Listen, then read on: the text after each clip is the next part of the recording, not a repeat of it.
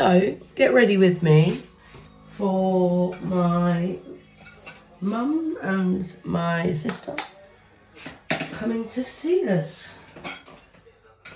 My son has just popped out because it's his mate's birthday.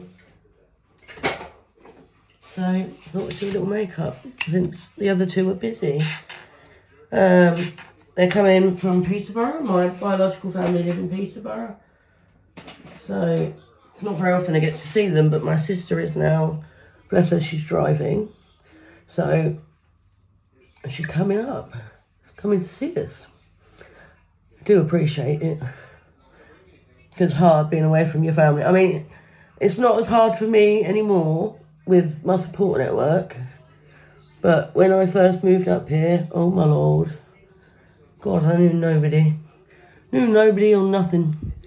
So it took a bit of adjusting to be honest. But I've been here now 10 years.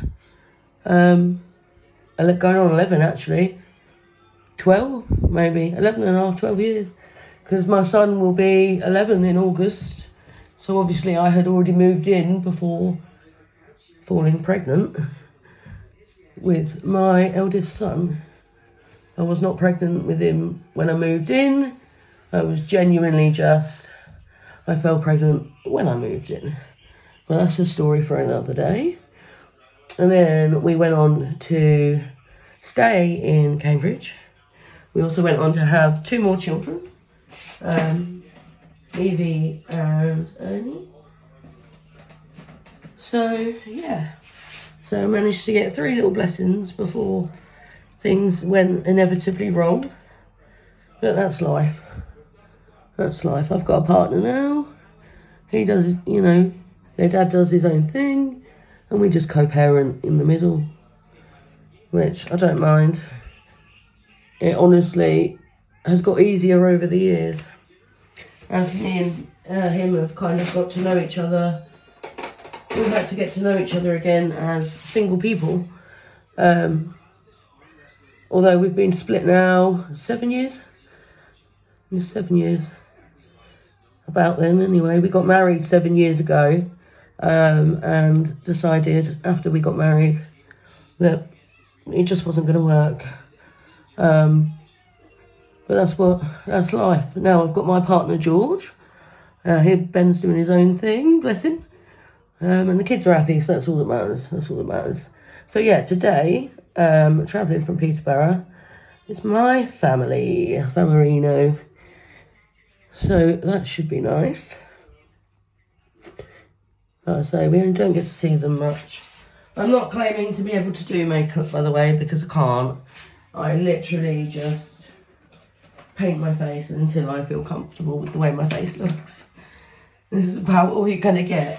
I wish I knew how to do it a little bit better. That would be very nice. So yeah. Up this way, you see me on Instagram and Facebook. I have an awful lot of support around me. But my biological family live in Peterborough. So it's a bit more difficult.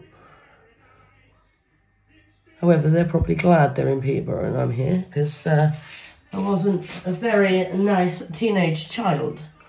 A little bit different now. Growing up and all that. But, yeah. Moving away was probably the best thing I did. I have to say, it made mine and my mother's relationship a lot stronger. Because now that we're not in each other's pocket, we're not, we haven't been obviously for 10 years. But we noticed, like, when I fell pregnant with Stanley almost, how different things were. I was able to get to know my mum, and she was able to get to know me properly. Obviously, I've always lived with my mum, but my personality as a teenager, I don't think I even understood that. So she did well enough to keep me alive. I think I'd have murdered me, I have to say. And I can see my daughter going the exact same way. But we'll deal with that when it comes, because, been there, done it myself. Been on the other side, so I'm hoping if she ever, declines mentally or has it in her to come and talk to me about things. It's what I'm hoping, because I didn't have it in me to go to my mum and put more stress on her, because she was a single mum of 3. And quite honestly, I didn't want to put any more stress on her, because I was already, like I say, already a shitty kid. Excuse my language if you're watching this, but it's the truth. I wasn't a very nice child. But I try, in adulthood and motherhood, to make up for that. So we shall see. So yeah, they're driving from Peterborough. My mother had a hospital appointment, so it's not as early as they would normally come. They're normally here quite early. They don't normally stay very long though.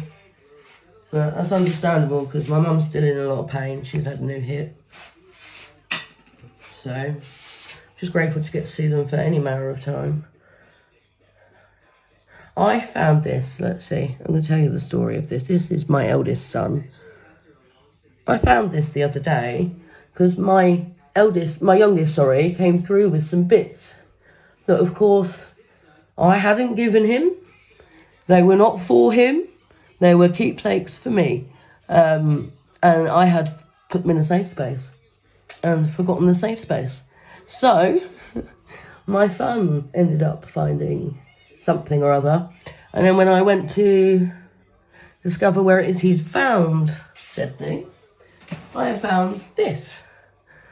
And I thought, you know what? So for my wedding, I brought a load of these chains here because, no, it wasn't for my wedding, sorry.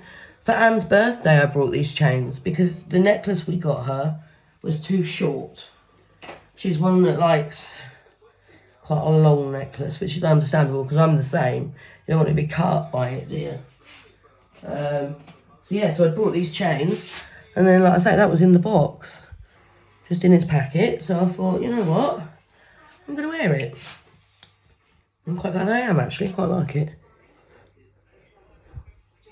I'm not much of a jewellery person, you see. So anything sentimental I will wear. And anything like wristy I will wear. I don't mind wearing things on my wrist. But around the neck and anywhere else, I'm not a fan. Did have my tongue pierced for a little while. But I've recently had to undergo a daytime operation to have a lump removed because it had grown over where my tongue bar was. So I ended up with a big, well, it was an open lesion by the end of it because I don't manage to chew on it. It was an open lesion by the end. But yeah, it was just a big lump of fat, I should probably say, that grew over my tongue. So I ended up having to have that removed. So later find out I have a condition that's called granulation something, basically, where if I get a piercing or a tattoo, could happen in tattoos, the skin starts trying to grow over it because it's like it shouldn't be there. I shouldn't be there. So then my tongue's trying to grow over it, and obviously that I ended up with a big lump that I ended up chewing off and having removed. And I'll tell you what, the needle in my tongue was the most painful needle I've ever had near my face in my life. And I have veneers, so I have had teeth removed, I have had tests done on my gums, I have had deep cleaning, the lot. But this injection in my tongue hurt. The tears started falling. So he was like, you okay? I was like, yeah. I thought, if I lay there and get it done, it's done. So, even with tears rolling down my face, I just kind of let him get on with it and get it sorted. Because I knew once it was sorted, obviously, it'd be a lot more painless. And actually it has been, and you can't tell, honestly. Yeah. Can kind of tell. But you'll have to proper have a look to be able to know that anything was off about my tongue. So I shan't be getting any more tongue piercings. But I would like some more ear piercings. However, like my tongue, they never last 2 minutes. I had one set that grew out so bad that it pushed the earring out. So it grew over and it fucking pushed, excuse my language, it pushed my earring out. That was a bit bloody annoying. Anyway, I've rambled on at you for long enough. So enjoy your day, everybody. And keep well.